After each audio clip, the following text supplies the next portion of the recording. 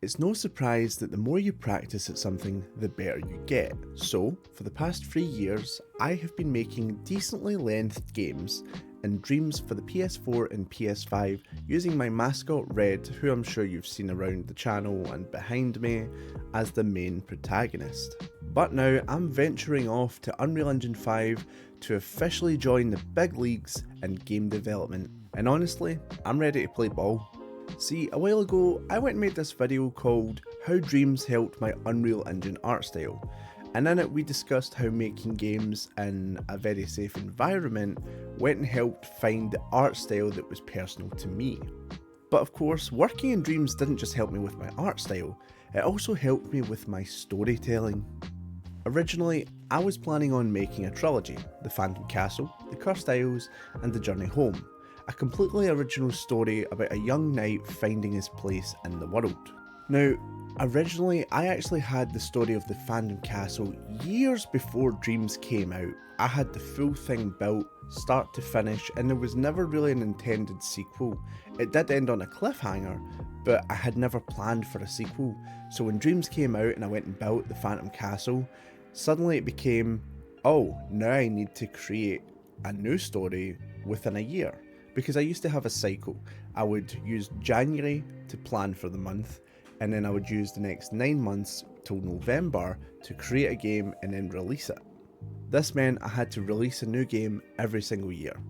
Well, had to, I wanted to, I set that goal for myself. Sort of like making a new Assassin's Creed every year, but without the budget, the manpower, and everything else.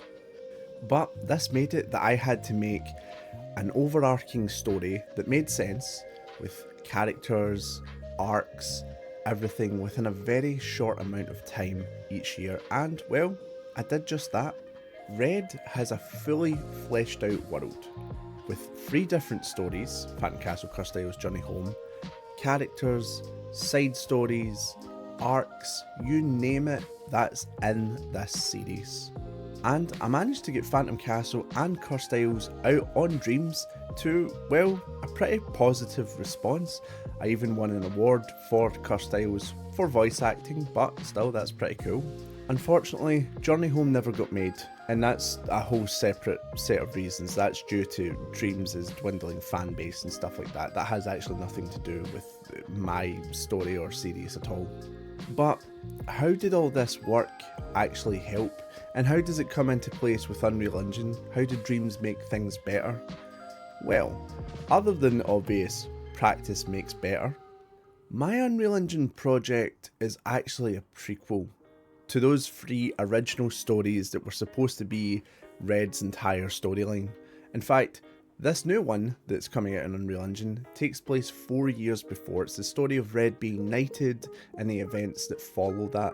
But now, thanks to Dreams, I have a whole plethora of different stories and future events that I can now stretch back and tell the origins of.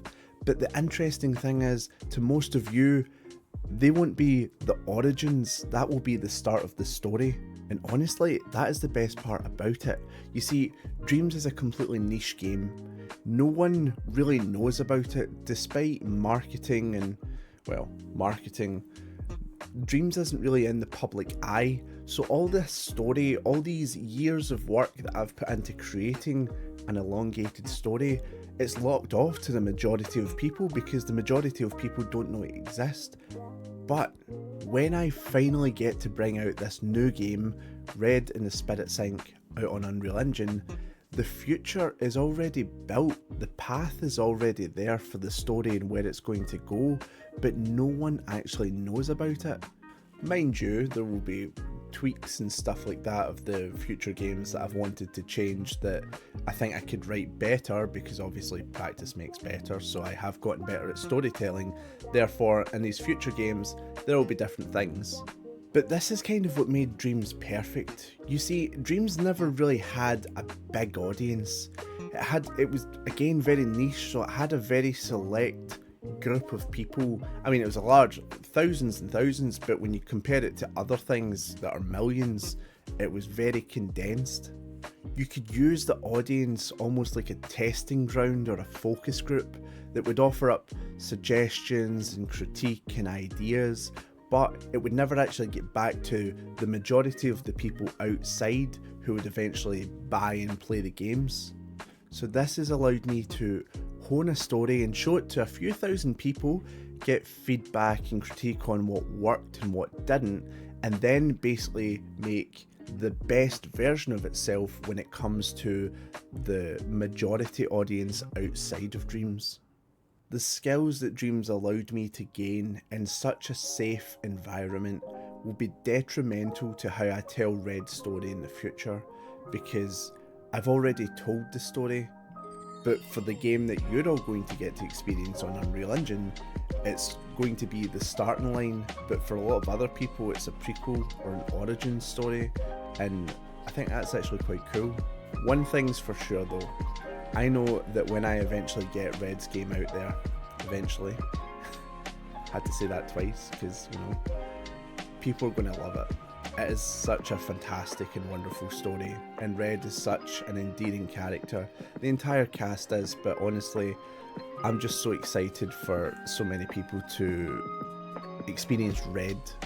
And the beautiful thing is, I feel like each story could probably captivate its own audience with so many different themes: love, sacrifice, betrayal, moments of sorrow, epic fights.